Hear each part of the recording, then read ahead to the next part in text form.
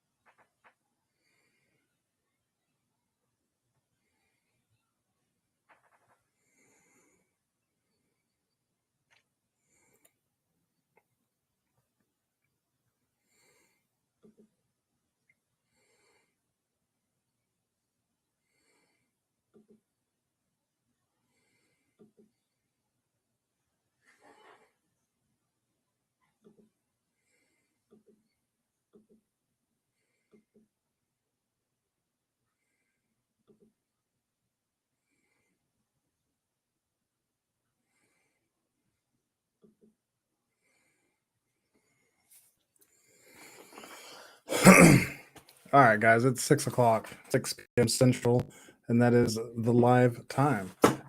I generally try to wait for a few minutes for people to come in, and surprisingly, no one ever does, and that's okay. Um, I've decided I'm just going to start at 6 o'clock, and people will either start coming in at 6 o'clock or they won't, and that's all right. That's me just learning to be able to flow and move with whatever's happening instead of having expectations of people that shouldn't exist. um, Everybody's schedule is different. Everybody has their own challenges and obstacles to showing up for other people, and I am perfectly okay with that. If I can accept that in regular everyday situations, why wouldn't I accept that with my live stream? So, if you're watching this in the back end, I don't care that you weren't there live. I appreciate the support. I would like some people to start coming live, so I just have somebody to chat with a little bit, and I would like to do a little live coaching just because um, I've put the time aside. I'm going to be spending an hour doing, 30 minutes to an hour doing it.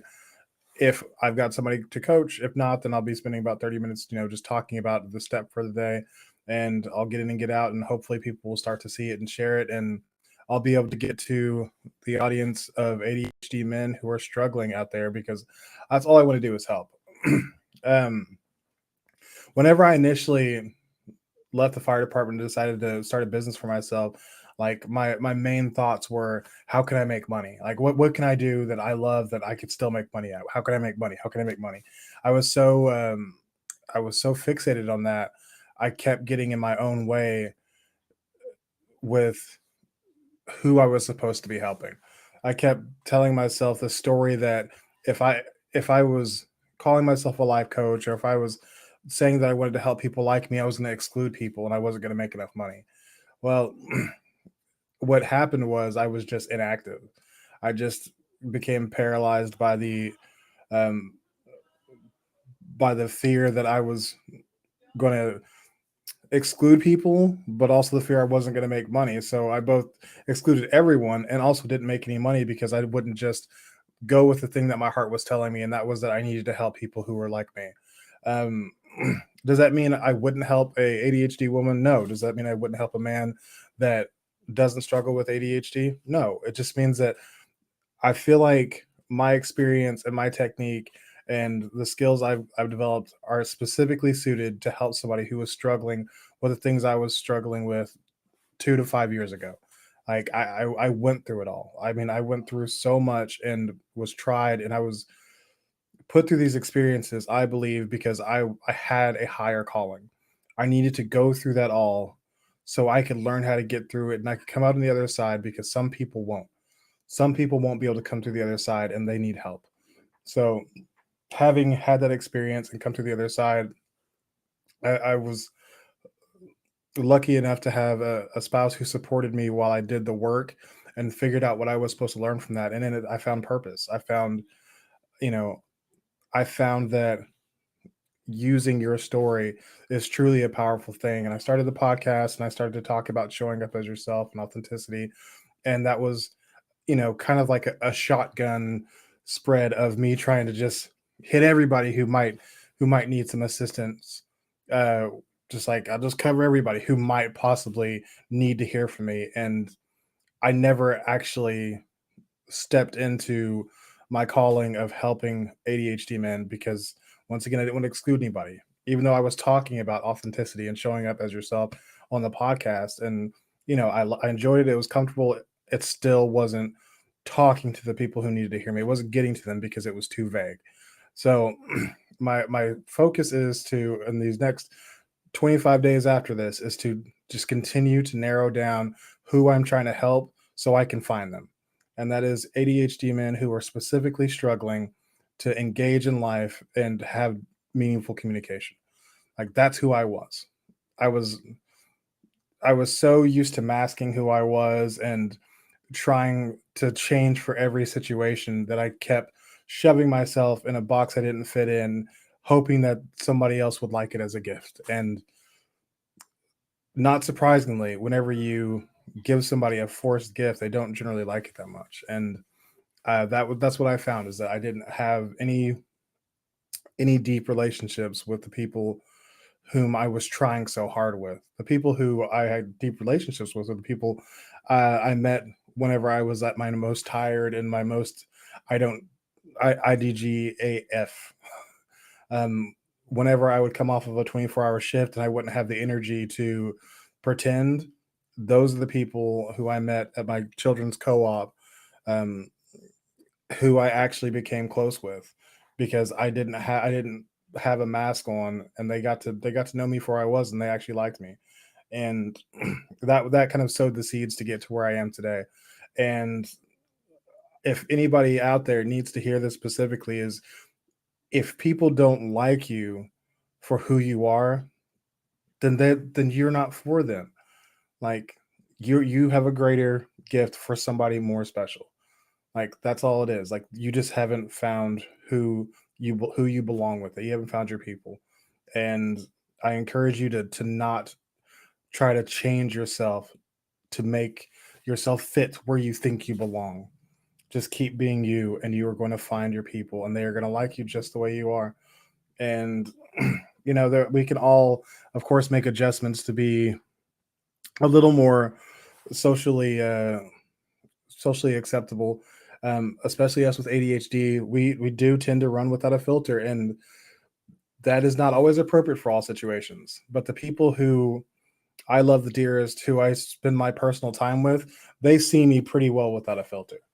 That's who they enjoy. I joke, and I can be crass at times, and I talk a lot, and I tell a lot of stories, and I can dominate the conversation and all that stuff. But they like me. They don't tell me, they don't think I need to stop talking so much. They don't. Most of them are people who don't talk a whole lot, so we kind of balance each other out. Um, so yeah, that's just a little bit of how I got to where I am today. So far in our series, we've gone over 2 steps of my 9 step guide for the ADHD man to radically improve his communication and instantly deepen his relationships. So, our first step was learn to hit send on the first text. Stop waiting for protection. Or sorry, stop waiting for perfection because it's never going to come.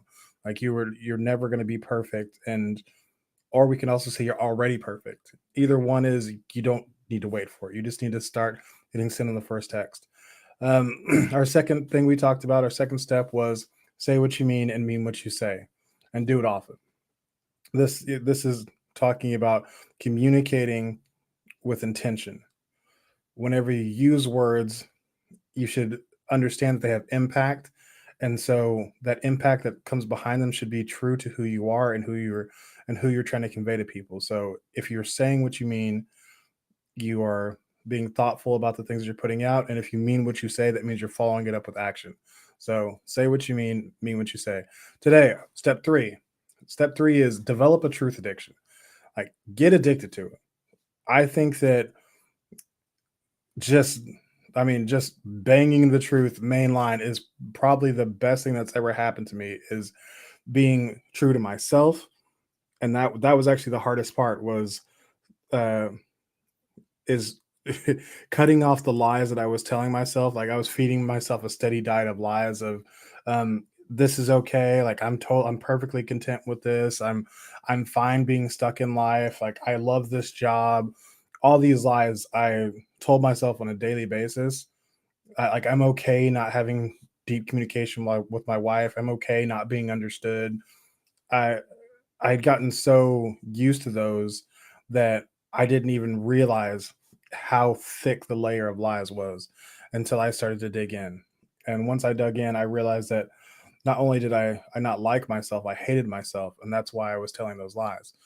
And you know, I will say honestly that getting used to telling the truth was very, very, very difficult. I'd been lying to myself and to others for so long that it was really, that was what I was addicted. I was addicted to lying, and replacing that unhealthy addiction with a much more healthy one of telling the truth wasn't easy. But now, whenever I start to feel like, that pit in my stomach that something's not quite right, instead of falling back on old habits and, you know, drinking too much, or I used to take pills way back in the day for fun. Like, instead of doing that, I just go tell the truth. I do that a lot on my podcast. I open up about something that I haven't shared with somebody in a long time or ever before, and I just I share. I just tell the truth. And it has become just actually more so of an addiction to me than any of the other stuff I did before. Like, it makes me feel great without the hangover. It makes me feel real and in my body and present in the moment. And it's scary. Yeah, it's an adrenaline rush to tell somebody something that they don't know about you. It's can be it can be life changing to open up to somebody in a way that has never been they've never seen you that way. So I encourage you to become addicted to the truth. So I'm going to tell another story, and that is about whenever I let my avoidance of the truth ruin something that could have been really special for me. So when I was in college, I I went from a situation where really I was raised by really authoritative parents who were very um they kind of told me what to do at each and every step. Like, I knew exactly where I was supposed to be, what I was supposed to do, what was expected of me, because if I didn't get positive results, then I knew that I was disappointing them. It was a very fear-based and and shame-based system that I don't think that they knew that at the time. I think they were doing the best they could, but for me, looking back, I know that guilt, fear, and shame is what really defined everything that was um, applicable to the parent-child relationship. Not ideal, obviously. I wouldn't suggest that. So whenever I went away to college, I lived with my dad for a while, and he was still pretty authoritative, but he worked 24 hours at a time and then 12 hours after that. So I saw him like 6 hours a week, maybe. And in that time, he would try to, do all his parenting and tell me what I needed to do, but then he was gone. So I just kind of did whatever I wanted, which was hang around people who had strong opinions, who also just filled in that gap of telling me what to do. And once I got into like what I thought was a tight relationship with somebody, but was actually just a parasite leeching onto me to take control of that, of that lack of conviction. Um, I started to make really I mean, I didn't make bad choices. I just let other people make bad choices for me, and I just went along because I chose not to make a choice and just go along with the choice somebody else is making. So that way, it's a choice, but not a strong one. Definitely not a strong choice. And so that's one group I'm hanging out with. But I also hung out with another group, which was because I always have loved service. I've always loved, giving back to people and helping people. So I was also part of this service organization where I hung out with these two really great guys who were always doing great things and were always giving back and were studying and making great grades and were doing all the right things.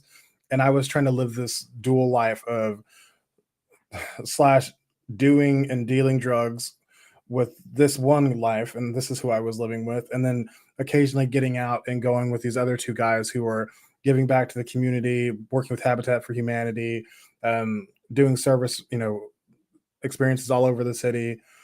And at one point, it started to get to where this life was seeping into this life, and they asked, like, "What's wrong?"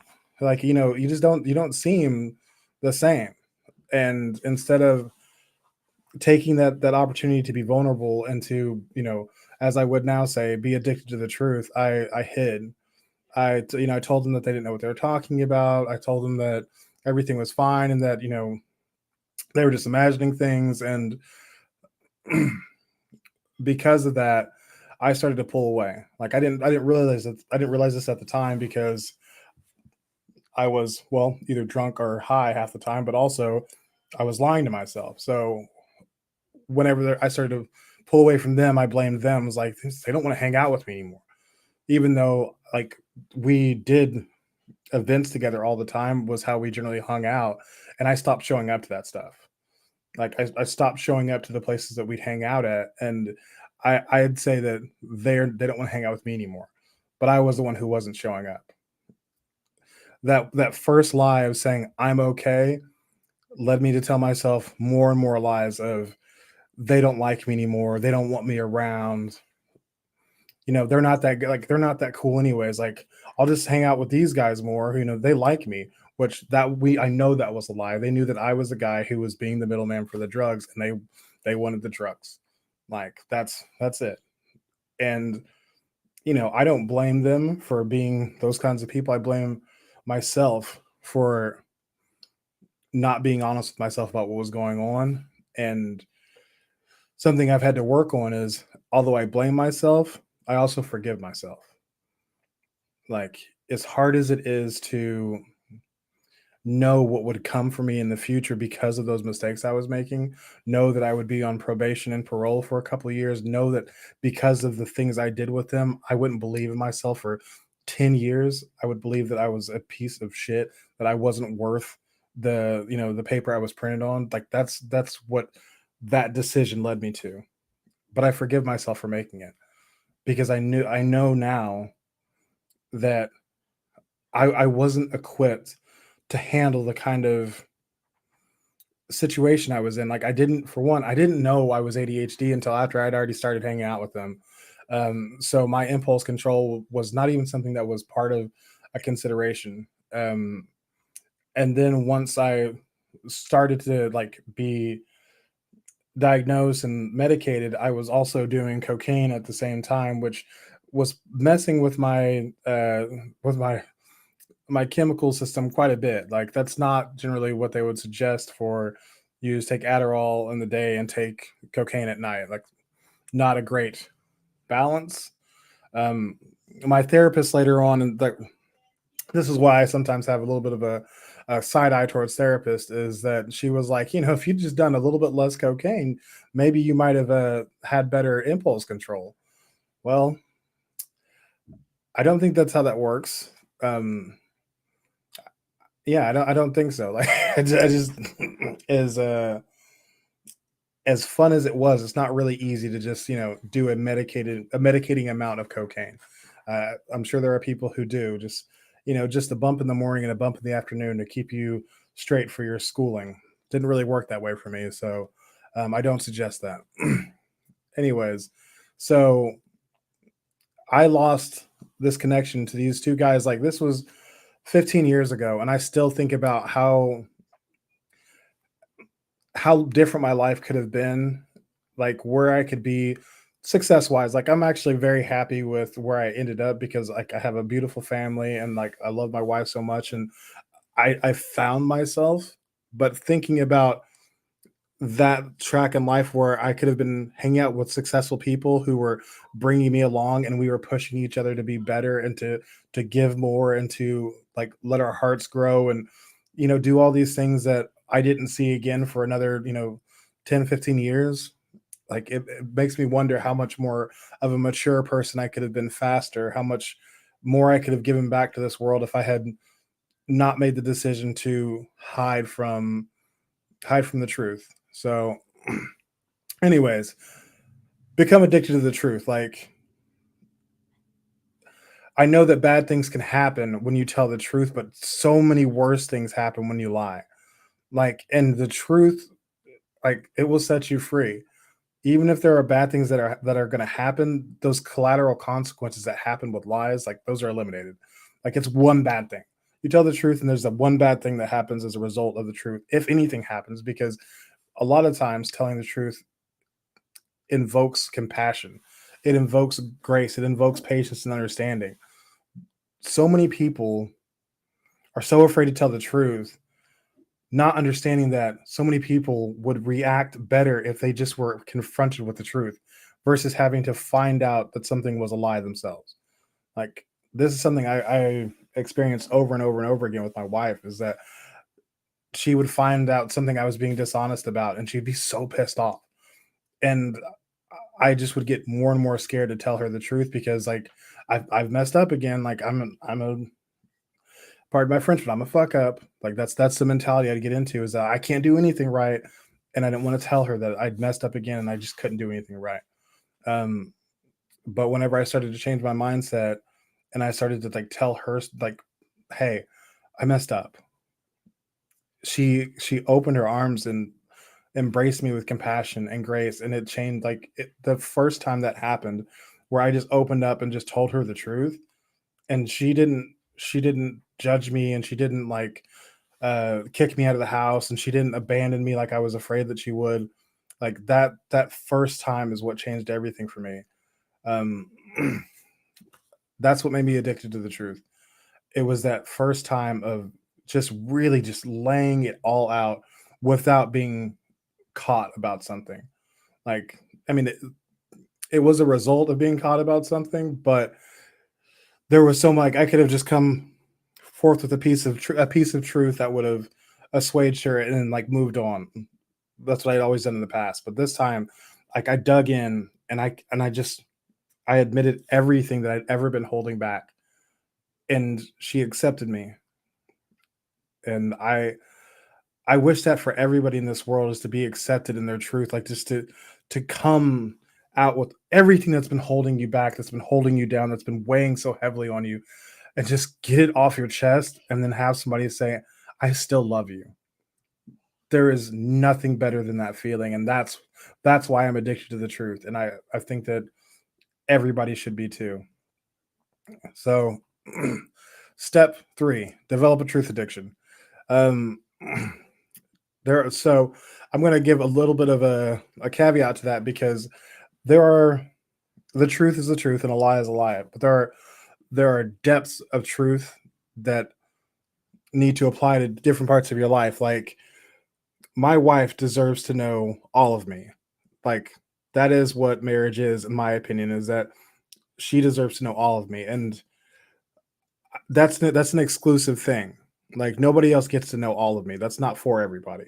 So that doesn't mean that. So that means I'm not going to tell everybody the whole truth of my life. Like, I'm a pretty much an open book for, I would say, about everybody. But if there's something that I feel like it is exclusive for her, it belongs to her, like, it's okay for me not to tell everybody that. And if I were working in a career again, I would know that they don't need to know everything that's going on in my life, but there needs to be a degree of truth that you're sharing with everybody. So when you're at your career and somebody asks if you're okay, and you say, "Yeah, I'm fine," when you're hurting, that's not the truth. They don't need to know exactly what's going on with you, but it's okay to say, "I'm having a hard time right now and I'm working through some things. I appreciate you asking." That the difference right there is night and day versus somebody saying, like, "I just got blown off," because they don't care to tell me, they don't care to actually engage with me, versus, "Oh, damn, they're really going through something. Like, maybe I just need to, keep an eye out for them and see if there's anything I can do to be helpful." Like, give people a chance to show up. That's something I was really bad about. Like, I never gave people a chance to show up. I assumed the worst of people all the time. I did everything by myself. I didn't give people a chance to show up because for one, I was lying to myself, and then I was taking on all the burden of everything I could ever do because I wanted to do everything my way because I wanted complete control, and I never gave people a chance to show up. And my relationships were all the worse for it. If you were trying to radically change the way you communicate and the way that you engage in your relationships, then telling the truth, for one, is the number one way to do it. Like, you can't be you can't have depth in relationships whenever there is a wall of lies coming between your connection. And then also, you can't have true communication when you're lying, because even if something's coming out of your mouth, your body language is saying something else. You know your tone is kind of telling something else, so people are going to misunderstand you. they're not going to they may not think of the truth that you're hiding, but the lie that you're trying to convey to them is likely not going to be what they receive. There's a there's something called um the communication loop, and it has to do with the messenger on one side and the receiver on the other side, and then there's the message that you want to convey to the person. For every person, there's interference. Every person has their own interference, and that's their own thoughts, beliefs, values, whether they've had a bad day, their experiences, whatever. There's all this stuff in here that's interference. So there's already enough trouble with people trying to get a message from one person to the other just with different backgrounds. But as soon as you lie, nonverbal communication is 93% of communication. So your words matter so much less than everything else whenever you're communicating with people. So whenever you're telling a lie, 93% of what you're doing is likely betraying those words coming out of your mouth. So whenever somebody says like I'm a really good liar, that means that they've gotten better at matching their body language and their tonality and their nonverbal cues with the lie that they're telling. And whoopee, good for you. Like you've gotten good at masking your true character. Like that's not something I want to be good at anymore. That's not something I want to aspire to ever again. I want to be a bad liar. Like, and being a bad liar is partially how I've gotten to where I am, is because whenever I lied, the words didn't match the behaviors, and it became obvious for my wife to say, "Hey, like, what is going on?" And that happened. That happened whenever I'd gotten so detached from who I was supposed to be that nothing that came out of my mouth matched my behaviors at all anymore, and it became so obvious that I was lost. I was completely lost, and realigning myself with my fundamental values and core beliefs has changed that completely. Um, that'll be another step, but you have to have a foundation of things that are they're unwavering, things that are always going to be important to you in every situation. You have to have those things defined and written down, and they need to be memorized into the core of your being. Or else, whenever you get stressed or whenever you're depressed, whenever you get down, those things are going to become muddy and you're going to forget what they are, and you're going to start to do things again that don't line up with what your core values and beliefs are, because you're being moved by emotion, you're being moved by situation, you're being moved by personality. Whenever everybody has things that at their core they believe to be true and right, and to be what they want for themselves in their future. You have to define them though.